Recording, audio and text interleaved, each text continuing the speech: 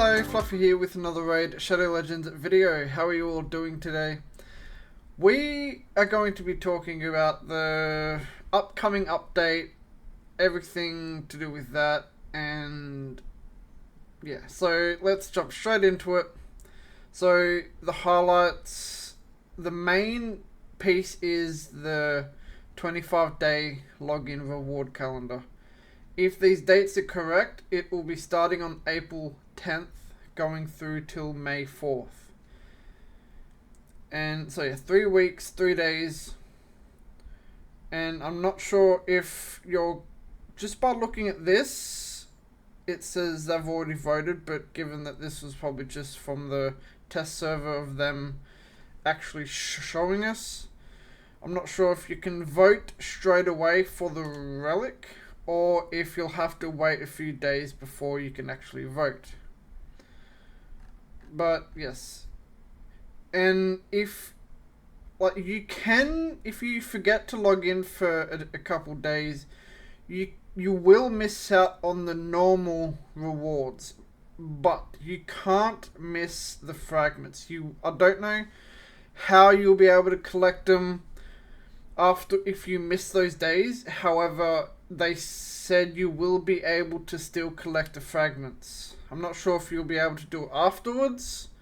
If once the 25 days is up, those fragments on the days that you missed will just pop up, allowing you to collect them or whatnot. So even if you miss ordinary rewards, you will not be able to miss this as long as you log in. So yes, I'm not sure if you have to log in on the last day in order to get that or what the go is, but even if you don't have time, take 2 minutes, log in, collect the daily login like you normally would, then log back out. Even if you're that busy, you can only spare 2 minutes. I recommend doing that, because you just never know what they're going to put in here. It could be really trash, like some 3-star chickens, some like 50,000 silver, and stuff like that. Or it could be very, very good. We just never know. So this champion is really good. I will add the clip of him in the what's next video somewhere throughout this. I haven't decided where yet, but yes, that will be inserted somewhere. Now the relics, these 4 are pretty good. The Hydra one, because I haven't seen anyone test it, I'm not sure about that, but we'll get into that in a minute. Let's just run through the other updates. Looks like they're going to be adding gear ascension tournaments, like your artifact enhancement, but you'll be able to get tournament points for from actually running Devil's Necropolis, Phantom Shoguns, all that, so that's good. The 2 champions that will be going in the token trader to replace Noble and Lanicus is Killian the Lucky and Genzin. Quality of life, just some siege crap.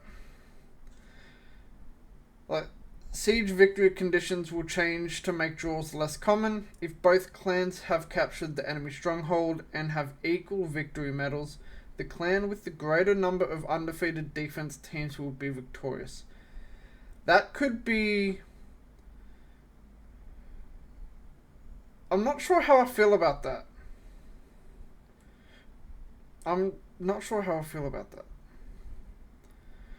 You'll be able to sell gear from the inbox, the gear upgrade tabs, and the craft ×10 tab in the forge. So we've already been able to sell gear from the forge. So is the new part, are we going to be able to sell from the, straight from the inbox? And also upgrade from the inbox? Or just the gear upgrade tabs, that Is it just allowing us to sell from the gear upgrade tabs? That isn't 100% clear. I don't really care anyway. I'm just kidding. A couple of relic focused improvements will go live. Brief relic lore will become available. Tapping the relic socket will direct you to the gemstone storage. It should always be like that. I don't know why they didn't do that to begin with. The more avatar frames will be added. They'll be hard to get like all the others. The market refresh button and the refresh timer will be swapped. Let's just pull the game up, switch that off. So here. What's the point? Like, what is the point? Who would be requesting to switch them? Like, why? That makes no sense. It makes no sense. Several Chimera themed clan quests will be made simpler. Chimera Clash multipliers will be displayed no matter how many keys you use for a specific difficulty. Okay. Everyone's already seen the Ashnar changes. Just in case you haven't, I will leave them on the screen for a second. If you haven't seen them, pause it now and read through it. Here's alternate form.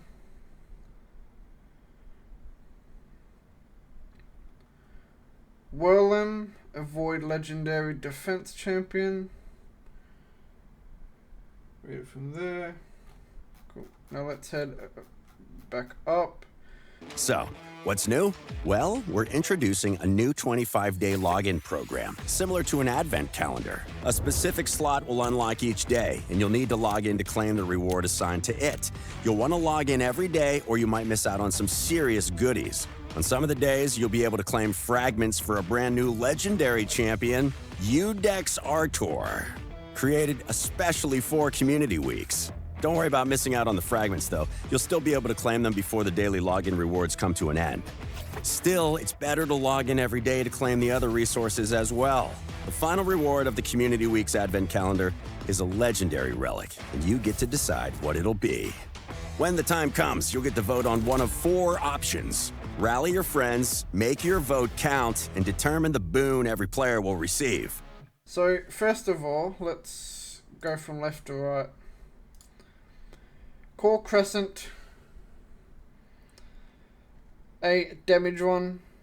So realistically, for a while, we will not be able to upgrade to the 3rd stat. We will not be getting to 4 or 5 star, not 4 or 5 star, to 5 or 6 star. So realistically, we're only looking at the first 2 stats. But we'll mention the 3rd stat for eventually when Plarium will allow us to actually get the basalts. So, Core Crescent, pretty nice damage dealing one. You have attack, then crit damage, then eventually when you can speed. Whereas next attack after killing an enemy deals 20% more damage, scales up to 20, 25, 30, 35 at 4 star, goes up to 50. So that seems pretty good. Now let's go back to the one we all know. Wand of Submission. Reflects all hard CC debuffs. You have your HP, then your speed, eventually your accuracy. 25, 30, 35, 40% at 4 star. Goes up to 50%, which is pretty nasty. Now let's go to the 3rd one, Temporal Stagnator. Now just to cut in, I will probably vote for either the Wand or Temporal Stagnator at this point. Even though Core Crescent is good, I don't think I need it right now. I think I'll get more use out of either Temporal Stagnator or Wand of Submission. So yeah. Temporal Stagnator. Accuracy, then speed, eventually resistance. Wearer has a 20% chance to remove, steal, or convert buffs, or increase a skill's cooldown when landing a weak hit. Sounds very good for your support champion. So 20%, 25, 30, 35 at 4-star, 40, 50% maxed out. So seems pretty damn good. Now the last one is Axe Serpents, or Serpentis, however you want to pronounce it. A damage 1, HP, then crit damage, then attack. Whereas single target attacks deal 5% more damage for each exposed neck present in the battle. 5%. Scales up an extra 2, 4, 6, 8, 10. That goes all the way up to 15. But for now it's only at 11% at 4-star. But yes, this could potentially be good depending on how strong your Trunda is.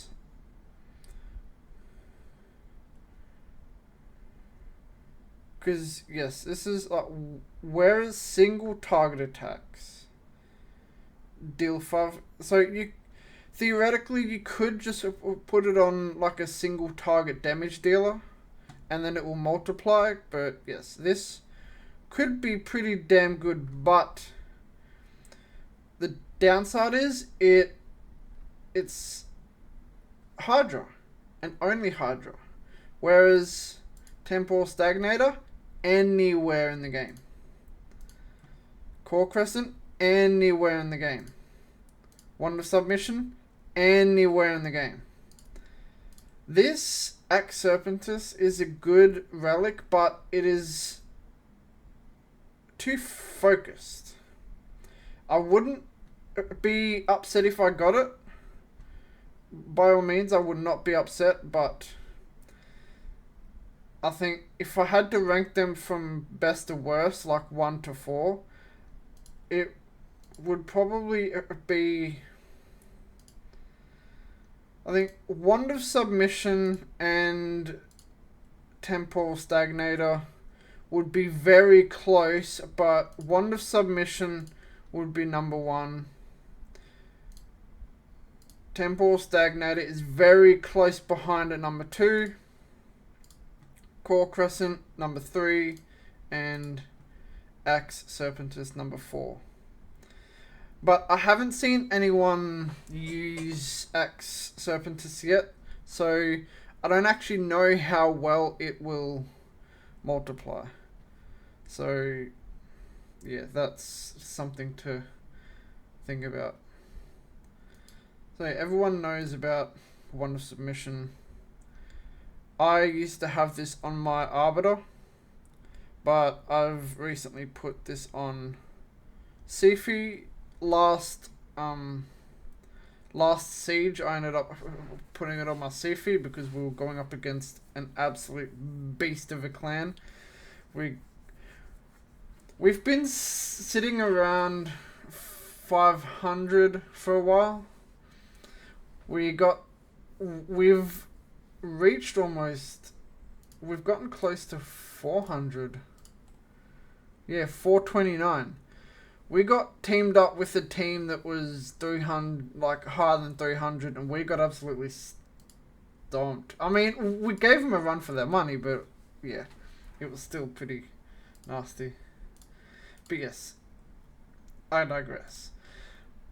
Most people will probably go for the Wand of Submission just because of how nasty this is for PvP purposes. The amount of times my Sifi has absolutely just spat in the face of Armand's and Polymorph when it comes to this.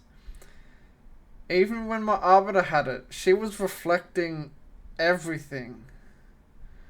Because at 4 stars, 25, 30, 35, 40. 40% chance. That is insane. I've reflected a couple stuns, a lot of sheep. When Sifi has had it on, she's reflected Tormund's freezes a bunch. I haven't had the chance to reflect, provoke, petrification, fear, true fear yet. But yes, I would not mind a temporal stagnator.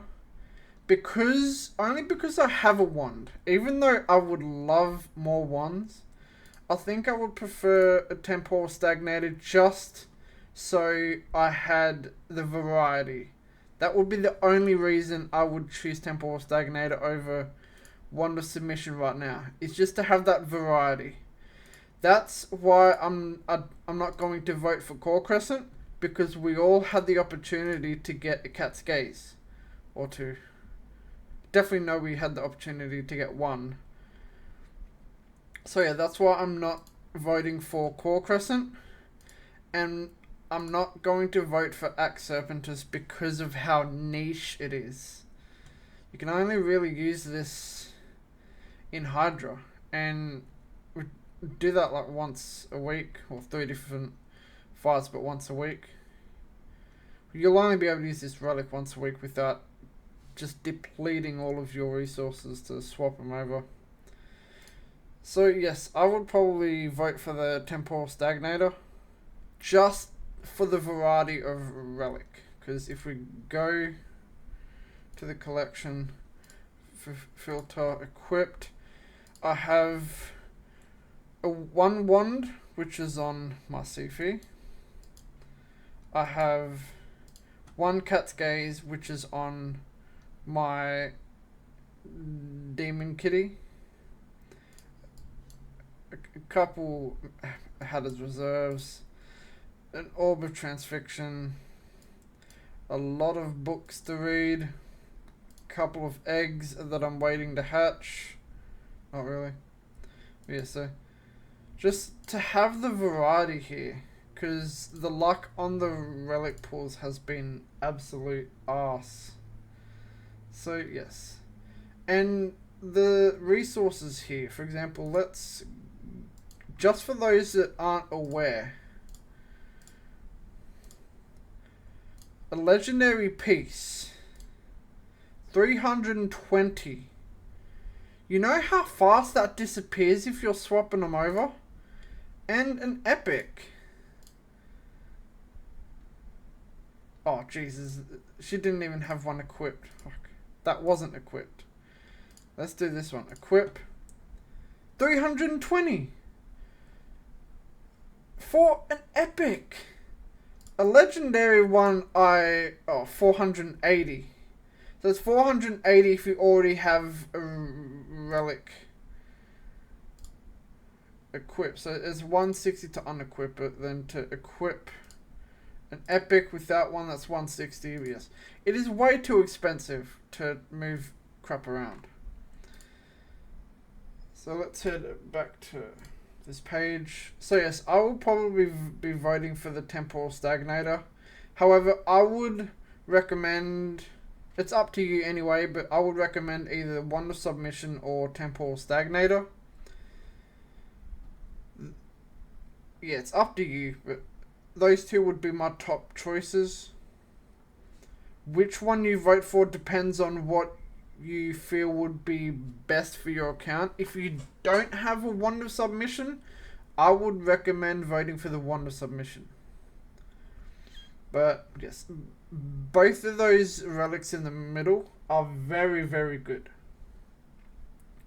And yes, we've already done all of that, so I will insert the clip of the new Void Legendary right at the end, maybe. I honestly haven't figured out where I'm putting it in, but wherever it is, enjoy, and I will see you in the next one. Bye.